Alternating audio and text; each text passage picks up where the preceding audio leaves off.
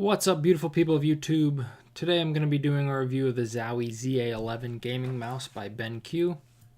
If you're unfamiliar with Zowie gaming mice, they take a very simplistic approach to the concept, as you may have guessed judging by the outside of the box.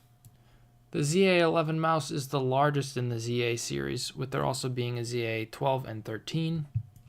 Taking a look at what you get inside the box, you get the mouse, of course, a couple manuals, a sticker, and you do get a set of replacement mouse feet, which is nice.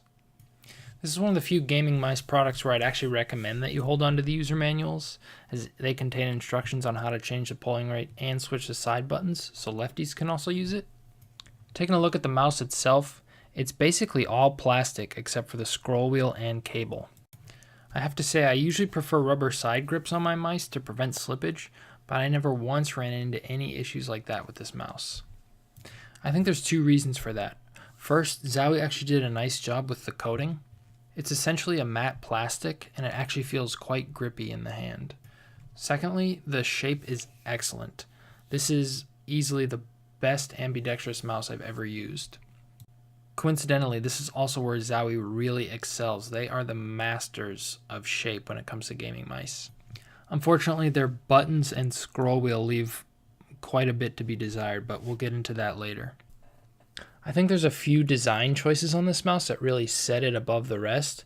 As you can see on the left and right side, there's a subtle outward ledge going from the bottom to the top of the mouse that assists when picking it up. Another thing I really like about this mouse is the subtle comfort grooves in buttons 1 and 2. Since they're nice and wide, they don't dictate exactly where your fingers should go. As I mentioned before, this is the largest mouse in the ZA series, and it definitely feels like a large mouse in the hand. Here you can see I have it next to the Rival 310 and the Razer DeathAdder Elite.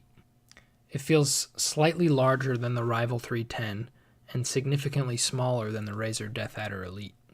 To give you a general idea, my hand size is about 20.5 centimeters long and 10.5 centimeters wide. In terms of size, the ZA11 felt almost perfect in my hand. As you'll see from a few of these clips, I was actually able to aim quite well with it, almost dethroning my Logitech G403. Ultimately though, I think I prefer the G403, mainly because of its excellent clicks, and long term it just felt more comfortable. The clicks on the ZA11 are actually quite good, they're just not as good as the G403's. Mouse buttons 1 and 2 are also quite stiff, which is not something I'm a fan of. The side buttons, however, are surprisingly well implemented.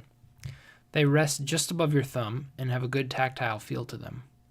Moving on to the scroll wheel, it's basically what you'd expect from Zowie. Terrible.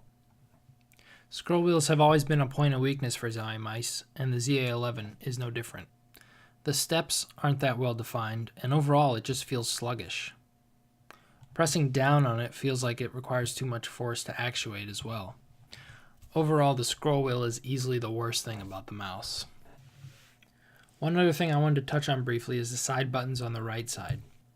Now, only one set of side buttons can be activated at a time, so you don't need to worry about accidentally pressing buttons on the wrong side of the mouse. Looking back on my time spent using the ZA11, I don't think I ever accidentally pressed in any of the side buttons. The shape is that good. Moving on, let's talk about the sensor. The ZA11 is equipped with the PixArt 3310 optical sensor, and I have to say it performed quite well. I never had any issues with the sensor spinning out or losing track or anything like that.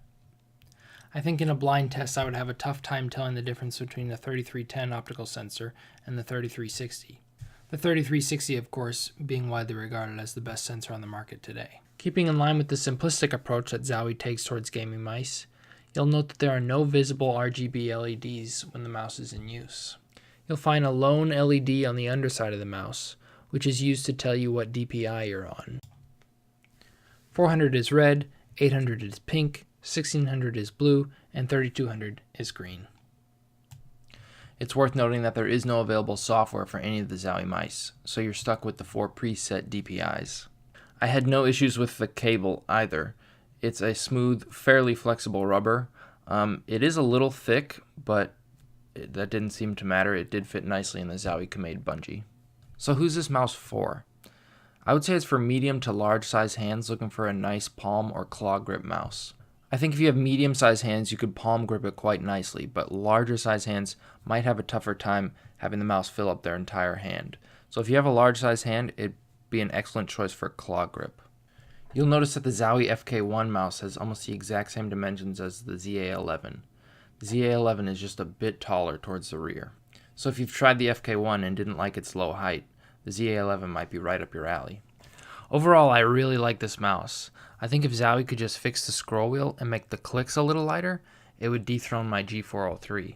It really just depends on what you're looking for in a mouse. Some people like stiff clicks, others can't stand them. Some people have to have RGB and the additional software, others couldn't care less.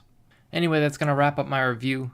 If you found it helpful, please do go ahead and click that like button, it is appreciated.